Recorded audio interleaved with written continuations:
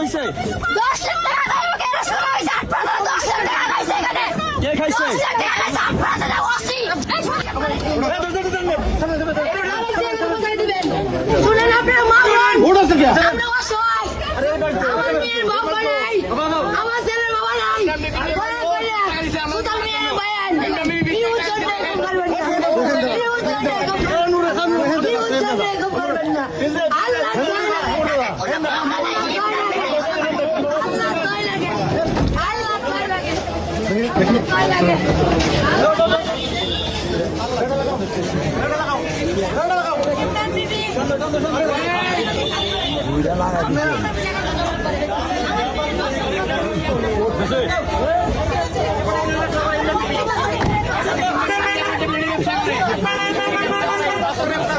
TikToker জেন্টিয়া খান ও তার মাকে নিয়ে যাচ্ছে পুলিশ।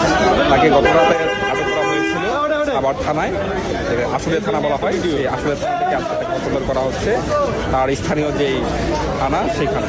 সেখানে তাকে নিয়ে যাওয়া হচ্ছে এবং একসাথে তাদের আরক্ষিত যে মালামাল ছিল সেই মালামাল একসাথে নিয়ে যাওয়া হচ্ছে।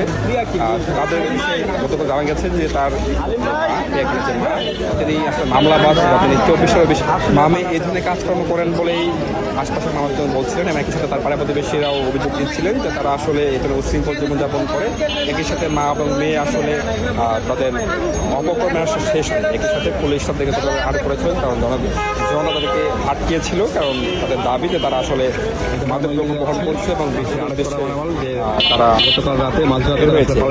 কিন্তু অন্যদিকে রিয়া খান বা তার মার অভিযোগ তারা আসলে বাসা বদল করছিলেন, তারা তাদের যে বাসা ছিল এখানে বেপাইল বা আসলে আমাকে সেখান থেকে বদল করে উত্তরা লেগে করে কাজ স্থানান্তর করছিল। সেই অবস্থাটা দেখে জনতা আসবে এবং পরিস্থিতির মধ্যে করবো। পরিশেষে তাদেরকে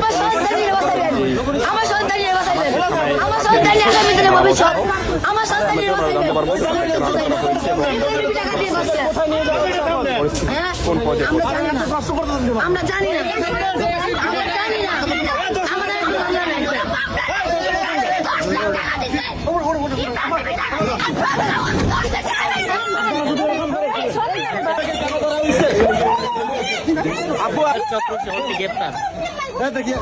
আপনারা এরকম করেন আমরা আমাদেরকে এই কাম করে দেখেন, কামড় দেখেন, এখানে দেখেন।